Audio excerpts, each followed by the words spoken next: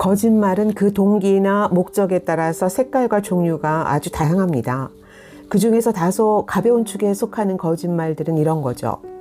노인들은 빨리 죽어야지 그럽니다. 장사꾼은 밑주고 판다 그래요. 뻔한 거짓말이죠. 나는 평생 거짓말은 안 해봤다는 거짓말도 있습니다. 새빨간 거짓말입니다. 양치기 소년같이 재미삼아 하는 거짓말도 있고 거짓말을 공식적으로 즐기게 하는 만우절도 있습니다.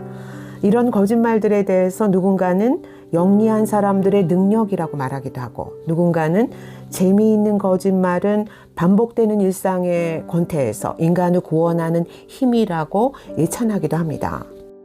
물론 어떤 명분을 내세우더라도 거짓말은 인간의 존엄성을 상실하게 하는 비천한 짓이라고 말하는 사람도 있습니다.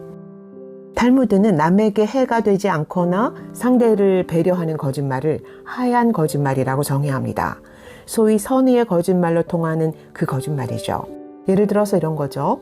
누가 우리 딸 너무 이쁘죠? 그러는데 너무 아닌 것 같아도 네, 정말 너무 이쁘네요 라고 맞장구를 쳐줍니다.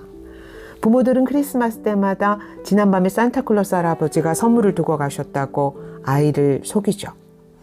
정리해고를 당한 남편이 자기 아내에게 회사 갔다 올게 라고 거짓말을 하고 가방을 들고 집을 나갑니다.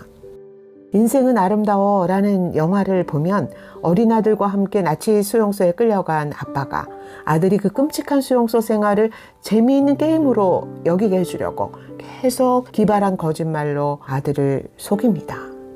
모두 다 하얀 거짓말쟁이들이죠. 그런데 때로는 재밌기도 하고 때로는 슬프기도 하고 때로는 눈물겹기도 합니다. 누군가는 이런 하얀 거짓말을 상황에 따라 예외를 인정해야 하는 타자에 대한 조건부 정직이라고 말합니다. 그렇다면 성경의 하나님은 이런 선의의 거짓말을 정당한 것으로 용인해 주실까요?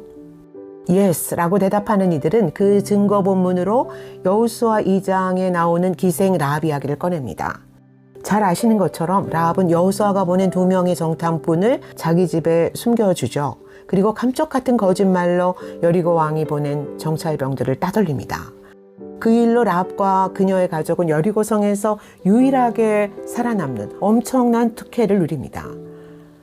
여러분, 라합이 받은 이 큰 보상은 하나님이 그녀의 거짓말을 암묵적으로 용인하셨다는 증거일까요?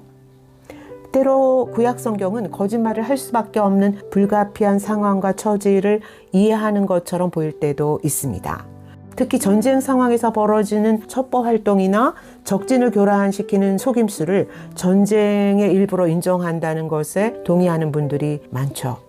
스포츠 경기에서 선수들이 상대를 속이기 위해서 거짓 제스처를 쓰는 것을 용인된 위장 전술로 인정하는 것과 마찬가지입니다. 실제로 여호수아도 복병을 매복시켜 놓고 거짓으로 패한 척하는 속임수를 통해서 아이성 전투에서 승리하지 않습니까? 출애굽기 1장에서 하나님은 바로 왕을 속이고 히브리 남자 아기들을 살린 히브리 산파들에게 은혜를 베푸십니다.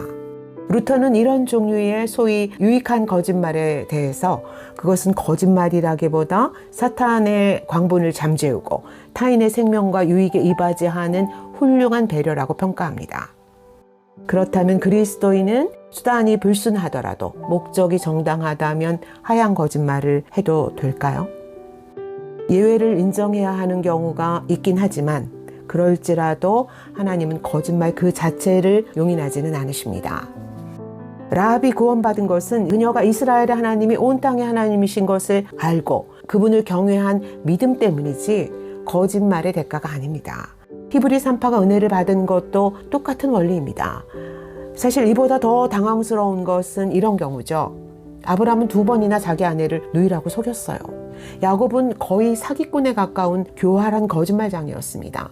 다말은 자신을 창기로 위장하는 가공할 속임수를 써서 시아버지의 아이를 임신합니다. 그럼에도 그들은 셋 다 엄청난 복을 받았어요. 당황스럽지만 이 경우도 마찬가지입니다. 그들이 복을 받은 것은 하나님이 인간의 죄와 속임수조차도 선으로 바꾸셔서 복이 되도록 섭리하신 것이지 그들의 거짓말을 용인하셨기 때문이 아니에요. 어떤 형태의 거짓말이든 거짓말은 거짓말이고 거짓의 아비는 분명 마귀입니다. 칼빈의 말대로 하나님은 진리이시기 때문에 거짓말을 미워하십니다. 어떤 경우에도 그리스도인이 성경과 양심을 통해 최우선적으로 들어야 하는 진리의 말씀은 오직 사랑 안에서 참된 것을 행하여 범사에 그에게까지 자랄지라 라는 성령 하나님의 음성입니다. 작은 거짓말, 하얀 거짓말도 경계하면서 목적이 정당한 것처럼 수단도 정당한 거룩의 삶을 지향하는 여러분이 되시기를 예수 그리스도의 이름으로 축복합니다. 할렐루야.